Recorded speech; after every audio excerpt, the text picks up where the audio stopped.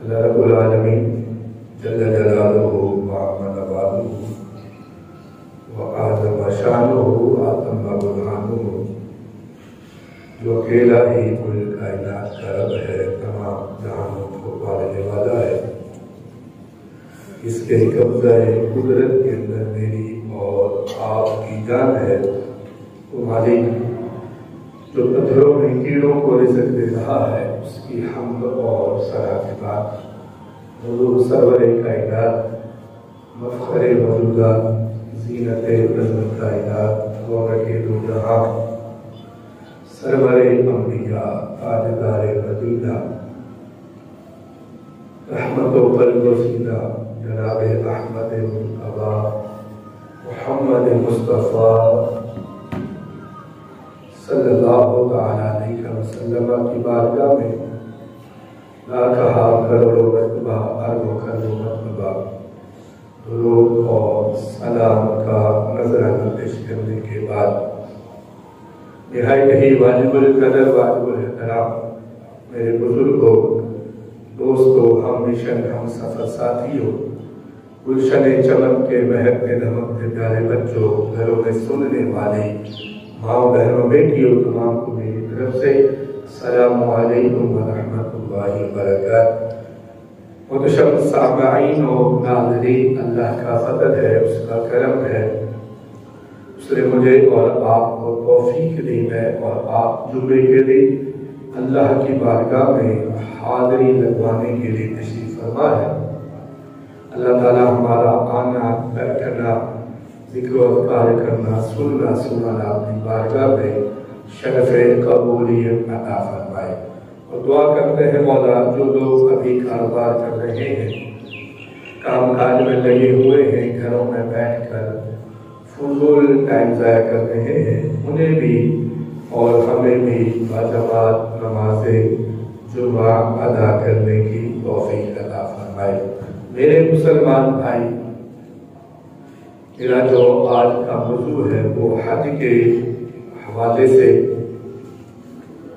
اس کی فضیلت کے حوالے سے انشاءاللہ تعالی چند منٹ گفتگو ہوگی۔ اللہ تعالیٰ مجھے حق اور سچ بیان کرنے کی توفیق عطا فرمائے اور ہمیں سن سنا کر اس پر عمل پیرا ہونے کی بھی توفیق عطا فرمائے۔ میرے بھائی، حج ایک رب کا فرض کیا ہوا عمل ہے جو صاحب استطاعت، طاقت رکھنے والے لوگوں پر فرض ہے۔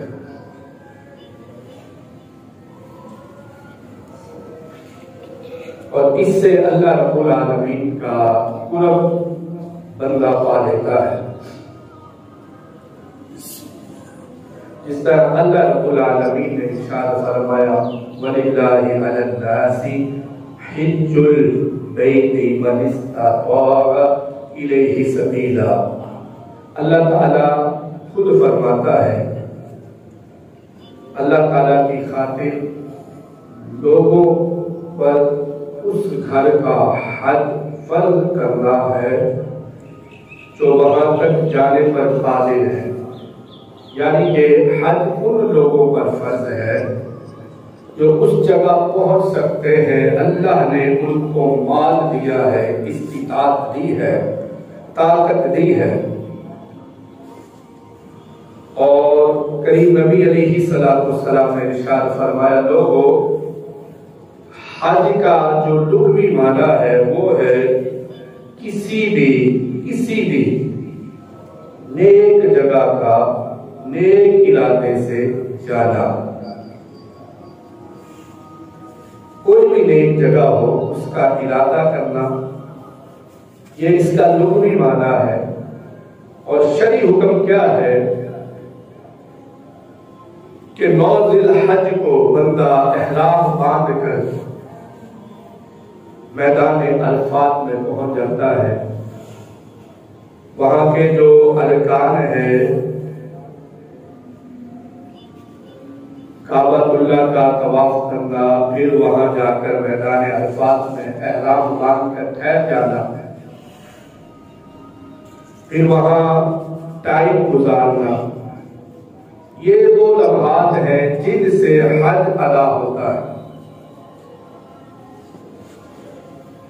اور اس کی فضیلت کے بارے میں کریم نبی علیہ السلام نے ارشاد فرمایا، لوگوں جو بندہ خالصاً اللہ کی رضا کے لیے، خالصاً اللہ کی رضا کے لیے حج کرتا ہے، اپنے بیوی بچوں کو چھوڑ کر جاتا ہے، مخلص ہو کر صرف اللہ کی خوشنودی حاصل کرنے کے لیے، اللہ کو خوش کرنے کے لیے وہ حج کے لیے جا رہا ہے، اب اس نے اپنا سب کچھ چھوڑ دیا، تو کریم نبی علیہ السلام نے فرمایا جب وہ حج مکمل کر دیتا ہے، اس کے ارکان مکمل کر دیتا ہے، اللہ تعالیٰ اس کے زندگی کے، پچھلی زندگی کے سارے گناہوں کو مٹا کر معاف فرما دیتا ہے۔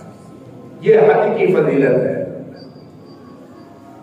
میرے مسلمان بھائی، جب حضرت ابراہیم علیہ السلام نے خالق کائنات جل جلالہ کے فرمان کے مطابق جب آپ کو حکم ملا، آپ نے اللہ کا گھر مکمل کیا، تو اللہ تعالیٰ نے آپ کو فرمایا اے ابراہیم صدا لگاؤ، صدا لگاؤ۔ حکم کیا ملا؟ صدا لگاؤ، اعلان کرو، وَأَذِّن فِي النَّاسِ بِالْحَجِّ، اور لوگوں میں حج کی عام ندا کرے دے۔ یہ کس کو حکم مل رہا ہے؟ حضرت ابراہیم خلیل اللہ علیہ السلام کو۔ یَأْتُوکَ رِجَالًا وَعَلَىٰ كُلِّ ضَامِرٍ یَأْتِینَ مِنْ كُلِّ فَجٍّ عَمِیقٍ، وہ تیرے پاس حاضر ہوں گے بیادا ہر دبلی اونٹنی پر، کہ ہر دور کے راستے سے آئیں گے، یہاں سے بھی آئیں گے، جہاں بھی ان کو حکم ہوگا وہ چل کر حج کرنے کے لیے آئیں گے۔ لِيَشْهَدُوا مَنَافِعَ لَهُمْ، فرمایا تاکہ ان کو اپنا فائدہ اس میں نظر آئے گا، اپنا منافع نظر آئے گا۔ اور یہ کسے حکم ہو رہا ہے؟ حضرت ابراہیم خلیل اللہ علیہ السلام کو رب حکم دے رہا ہے کہ جبل ابو القیس پر چڑھ جاؤ اور صدا لگا دو لوگوں میں کہ لوگوں اللہ کے گھر کے لیے، اللہ کے حکم کے مطابق حج کرنے آ جاؤ۔ یہ میرے کریم رب نے حضرت ابراہیم کو حکم دیا، اور حضرت ابراہیم صدا لگا رہے ہیں۔ جب آپ نے صدا لگائی ابو القیس پتھر پر چڑھتے ہوئے، تو رب العالمین نے فرمایا ابراہیم صدا لگانا تیرا کام ہے، لوگوں کے کانوں تک، عالم ارواح تک آواز پہنچانا میرا کام ہے۔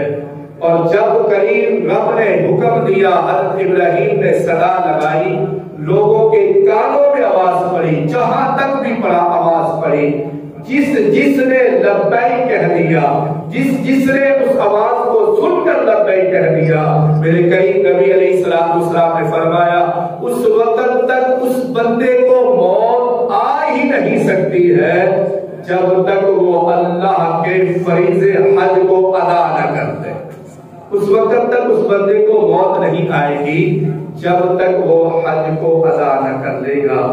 یہ صدا ابراہیمی تھی، جس نے اس وقت لبیک کہا، اللہ تعالیٰ نے اس کو حج کی سعادت عطا فرما دی۔ اب اس سے پتہ یہ چلا کہ صدا اللہ رب العالمین کروا رہا ہے، صدا کرنے والے حضرت ابراہیم خلیل اللہ علیہ السلام ہے، اور جو سن رہے ہیں وہ ہم جیسے گنہگار ہیں۔ اب بندہ اپنے مال پر، اپنی دولت پر مان کرتا ہے، غرور کرتا ہے، تکبر کرتا ہے۔ کس بات پر؟ کہ میرے پاس مال ہے، میں عمرہ بھی کر سکتا ہوں، حج بھی کر سکتا ہوں، مال کے اوپر۔ لیکن یہاں قرآن کہہ رہا ہے یہاں مال کی بات نہیں ہے۔ اگر بندہ اس غرور میں، تکبر میں رہ جائے کہ میرے پاس مال ہے، میں سب کچھ کر سکتا ہوں، یہ مال کی بات نہیں ہے۔ بڑے بڑے اربوں پتی جو ہیں وہ اس سعادت سے، اس فریضے سے پیچھے ہے۔ اس کی وجہ کیا ہے؟ مال تو ہے، ہر چیز ان لیکن جو اللہ تعالیٰ نے جب حکم دیا تھا ان لوگوں نے لبیک نہیں کہا، ان لوگوں نے قبول نہیں فرمایا، اس لیے اللہ تعالیٰ انہیں اپنی بارگاہ میں قبول نہیں فرماتا ہے۔ میرے مسلمان بھائی، جب آواز پہنچ گئی لوگوں کے کانوں تک، جس نے لبیک کہا اللہ نے اسے فرض حج کی سعادت دے دی۔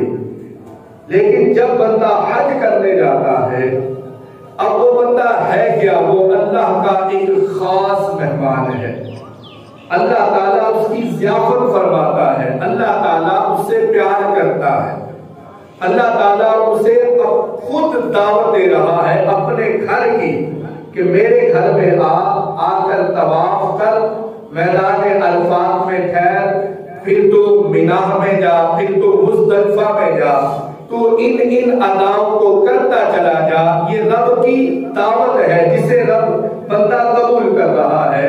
جب وہ ان اداؤں کو کرتا چلا جائے گا، ارکان کو کرتا چلا جائے گا، اللہ کو اتنا پیار آتا ہے کہ اللہ تعالیٰ اس کے سارے گناہوں کو معاف فرما کر نیکیوں میں تبدیل فرما دیتا ہے۔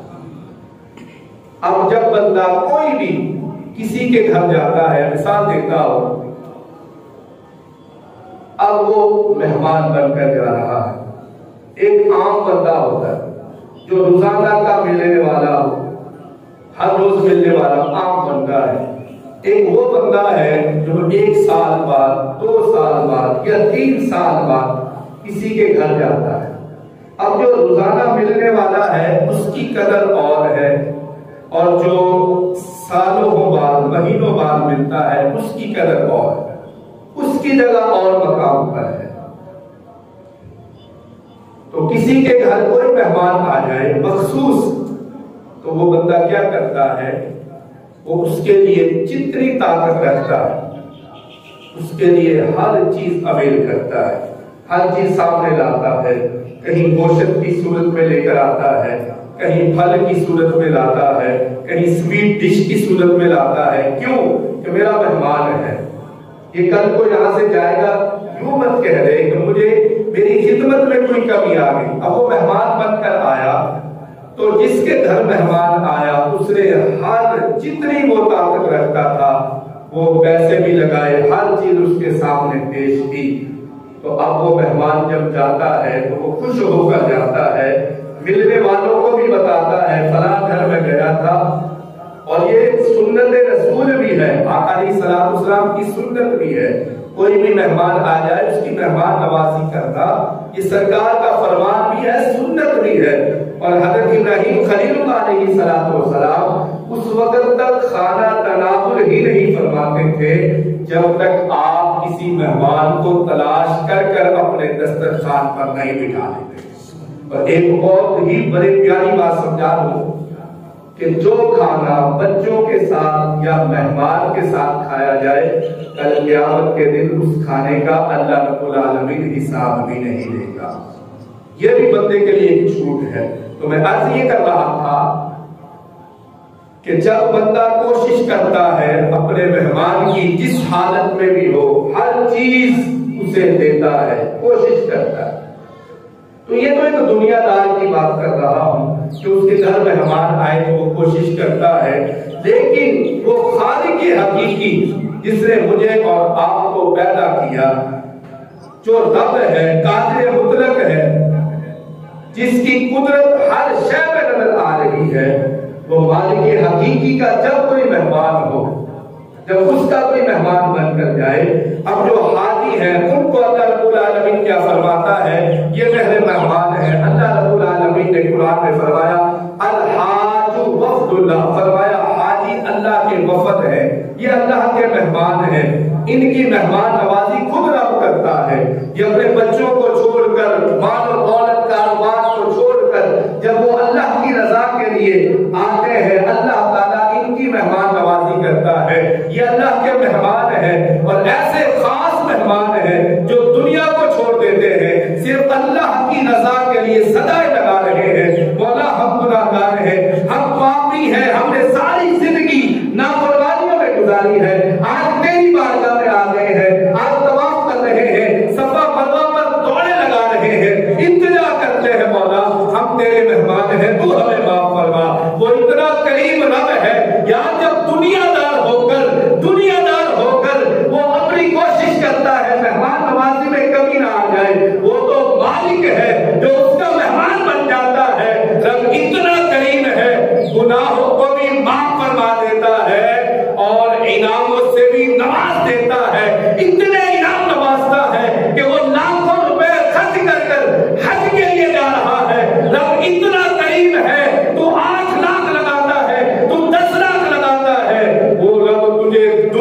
تصدیق کر کر عطا بھی فرماتا ہے اور تیرے سارے گناہوں کو بھی مٹا دیتا ہے۔ یہ اس کے مہمانوں کا مقام ہے۔ میرے مسلمان بھائی، حج جو کرنے جاتا ہے یہ اللہ کے مہمان ہے، یہ اللہ سے تعلق قائم کرنے کا ایک بہت بڑا ذریعہ ہے۔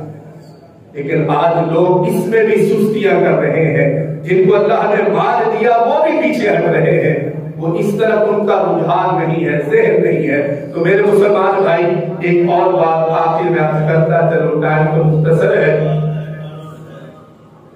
کہ جب بندہ کسی کے ساتھ نیکی کرتا ہے، کوئی بھی کام کسی بھی صورت میں نیکی کرتا ہے، اللہ تعالیٰ اسے بھی حج کا ثواب عطا فرماتا ہے، کامل حج۔ صحیح مسلم کے اندر روایت موجود ہے، آقا علیہ السلام نے فرمایا کوئی بندہ کسی کے ساتھ نیکی کرے، کوئی مسلمان بھائی پھنسا ہوا ہے، کسی کو راستے کا نہیں پتا، اسے راستہ بتا دیتا ہے، کوئی راستے میں تکلیف دہ چیز ہے اسے ہٹا دیتا ہے، یہ حج ہے، یہ بھی حج ہے اور کامل حج ہے۔ ادھر جا کر تو بندہ وہی جا سکتا ہے جس کو اللہ نے طاقت دی، مال دیا، قریبوں کے لیے اللہ نے یہ اس کے قریب نبی علیہ السلام کے فرمان کے مطابق یہ چھوٹے چھوٹے کارنامے جو ہے یہ حج کے لیے رکھ دیے ہیں، کہ جو بندے طاقت نہیں رکھتے، جا نہیں سکتے، وہ ان کاموں کو کرے، لوگوں کے ساتھ نیکیاں کرے۔ اگر کوئی قریب ہے، کوئی ضعیف بابا ہے، بزرگ ہے، چل نہیں سکتا ہے، وہ اپنی ضروریات کو پورا کرنے کے لیے جا رہا ہے، راستے میں تنگ ہے، کوئی بھی نوجوان، کوئی بھی بندہ اسے دیکھ رہا ہے، وہ اسے ایک سائڈ میں بٹھا دیتا ہے، خود اس کا کام کر دیتا ہے، یہ بھی اس نے ایک حج کا ثواب حاصل کر دیا۔ اب راستے میں کوئی تکلیف دہ چیز ہے، آج تو ہم تکلیف دے تو سکتے ہیں لیکن ہٹانا ہمارے بس کی بات نہیں ہے۔ وہ کس انداز کے اندر کہ راستہ کھلا ڈلا ہے، لیکن ہم کیا کرتے ہیں، ہم مکانات بناتے ہیں اور اسی راستے میں ہم ایسی سیڑھیاں بنا دیتے ہیں جو بہت زیادہ تکلیف دہ ہو جاتی ہیں۔ وہاں سے گاڑیوں کے گزرنے میں بھی، بچوں کے گزرنے میں بھی ایسے ایسے لمحات سامنے آتے ہیں کہ بچے وہاں سے ٹھوکریں کھا کر گر رہے ہیں، وہاں سے کسی بھی انداز کے اندر گر رہے ہیں، لیکن ہم اسے ہٹا نہیں سکتے ہیں، ہم اسے بڑھا تو سکتے ہیں۔ یہ آج ہماری زندگی کا ماحول ہے، جبکہ تکلیف دینا دور کرنا چاہیے، جو تکلیف میں ہے اسے نکالنا چاہیے، لیکن آج ہم اپنی جگہ کی بچت کے لیے، اپنے آپ کی بچت کے لیے کہ 2 فٹ یا 3 فٹ میری جگہ بڑھ جائے گی، اس کے لیے ہم کرتے کیا ہے، ہم لوگوں کو نقصانات پہنچاتے رہتے ہیں۔ لیکن میرے بھائی، یہ لوگوں کو تکلیف دینا بہت بری چیز ہے، بہت بری چیز ہے۔ آخری بات عرض کرتا چلوں، ایک بزرگ تھے حضرت شقیق بلخی رحمت اللہ تعالی علیہ، افغانستان کا ایک شہر ہے جس کا نام بلخ ہے، اس کے رہنے والے تھے، بڑے نیک تھے، حج کرنے جا رہے تھے، ارادہ بھی کیا، اور آپ ایک نیک بزرگ تھے، آپ کو دیکھ کر ارد گرد والوں نے، جب ایک نیک بندہ ساتھ مل جائے تو بندے کی کوشش ہوتی ہے میں بھی ان کے ساتھ جاؤں، مجھے ثواب بھی زیادہ ملے گا، میری رہنمائی بھی ہو جائے گی۔ اسے طریقے کا پتا ہے، اسے ہر چیز کا پتا ہے، جب میں اس کے ساتھ جاؤں گا مجھے بہت اچھی رہنمائی مل جائے گی۔ تو آپ نے جب لوگوں کو ساتھ لیا، حج کا سفر کرنا شروع کیا، تو راستے میں کوفے شہر کے اندر جا کر آپ لوگوں کو کہتے ہیں کہ اب یہاں سے، کیونکہ اس وقت کوئی چیز ابھی نہیں ہوا کرتی تھی، لوگ پیدل سفر کیا کرتے تھے یا اونٹوں پر یا کسی بھی چیز پر سفر کیا کرتے تھے یا بحری جہاز پر سفر کیا کرتے تھے۔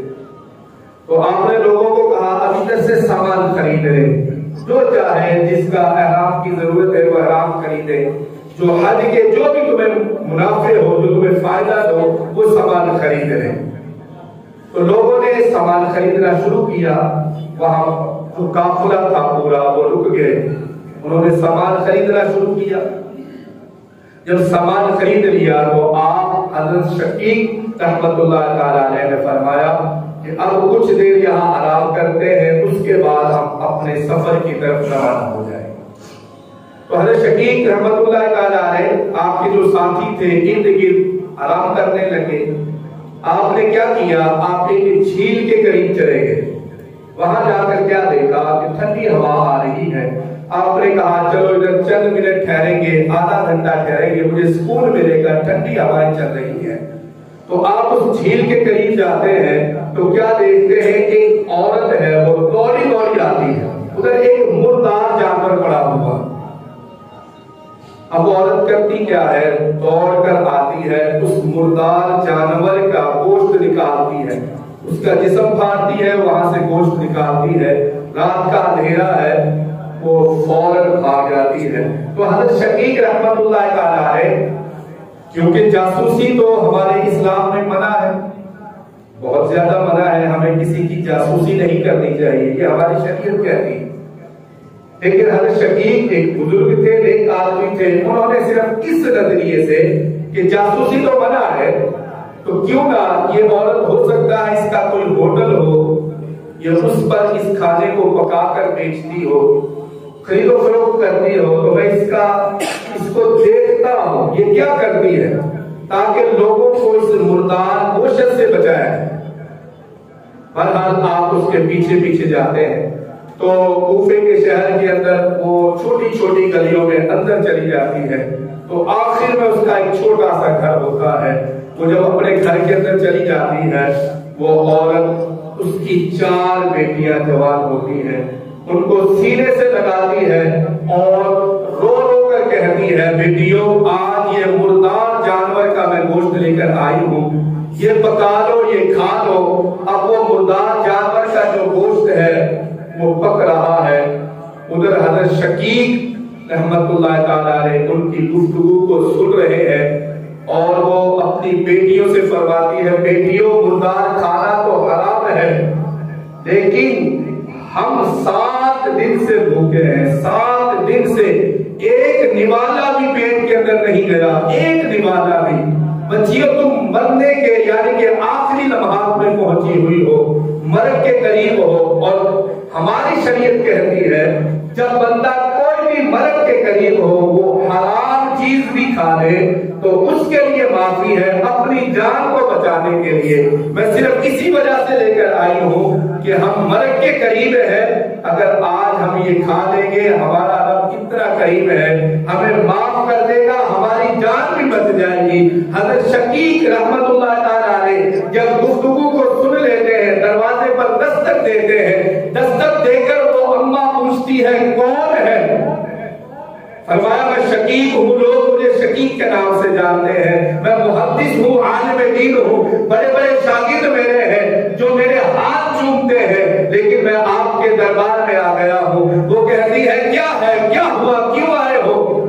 فرمایا میں نے آپ کے حالات دیکھ لیے ہیں، یہ میرے پاس 300 دینار ہے جو میں حج کے لیے لے کر جا رہا تھا، اب میں حج کے لیے نہیں جاؤں گا، یہ آپ رکھ لیں، اپنی ضروریات کو پورا کر لیں۔ تو جب وہ اماں ان کو دیکھتی ہے کہتی ہے ہمیں ضرورت نہیں ہے، ہمارا رب ہے جو ہمیں پالنے والا ہے، رزق بھی وہ دے رہا ہے، وہ ہمارے ہاتھ سے بخود ہی علم رکھتا ہے۔ فرمایا نا نا بیٹی یہ بزرگ ہوں میں، اپنا بڑا سمجھ کر رکھ لو۔ جب وہ رکھ لیتی ہے تو حضرت شقیق واپس پلٹ آتے ہیں۔ اب جو آپ کے ساتھ قافلہ تھا وہ کہتے ہیں بابا جی کیا ہوا، کیوں نہیں جا رہے ہو حج کرنے کے لیے؟ فرمایا مجھے کوئی مجبوری بن گئی ہے۔ اب ان کے ذہن کے اندر خیالات ہیں، وہ کیا سوچتے ہیں کہ بابا جی کے ذہن میں آ گیا میں ان پیسوں سے پلاٹ خرید لوں گا، میں ان پیسوں سے گاڑیاں خرید لوں گا، محلات خرید لوں گا، حج تو بعد میں بھی کر لوں گا۔ بہرحال بابا جی واپس آ جاتے ہیں اور وہ جو قافلے والے ہیں وہ حج کرنے چلے جاتے ہیں۔ جب حج کرنے چلے جاتے ہیں ادھر طواف کرتے ہیں، حج مکمل ہو جاتا ہے۔ جب مکمل ہوتا ہے ان میں سے ایک اللہ کا ولی ہوتا ہے جو رات کو سوتا ہے، خواب میں دکھتا ہے کہ فرشتوں کی مجلس لگی ہوئی ہے۔ کیا لگی ہوئی ہے؟ فرشتوں کی مجلس لگی ہوئی ہے۔ اب فرشتے ایک دوسرے سے سوال کر رہے ہیں کہ اس سال کس کی بدولت اللہ نے کن کن کا حج قبول کیا ہے۔ وہ مجلس میں بات ہو رہی ہے، ایک فرشتہ کہتا ہے فلاں کا حج اللہ نے قبول کر دیا، دوسرا کہتا ہے فلاں کا حج اللہ نے قبول کر دیا۔ تو جو سب سے بڑا فرشتہ ہوتا ہے وہ کہتا ہے اس سال جتنے بھی حاجی تھے، چاہے 1 لاکھ تھے، 2 لاکھ تھے، 3 لاکھ تھے، اللہ تعالیٰ نے سب کے حج کو قبول فرما دیا ہے، سارے حاجیوں کا حج قبول ہو گیا۔ تو اب وہ جو چھوٹے فرشتے ہیں وہ پوچھتے ہیں اس کی وجہ کیا ہے، کیوں قبول ہوا؟ ہر سال مسٹیک ہو جاتی، کچھ ایسے بھی لوگ ہوتے جو حرام کا مال لے کر حج کرنے آتے، اللہ تعالیٰ ان کا حج قبول نہیں فرماتا۔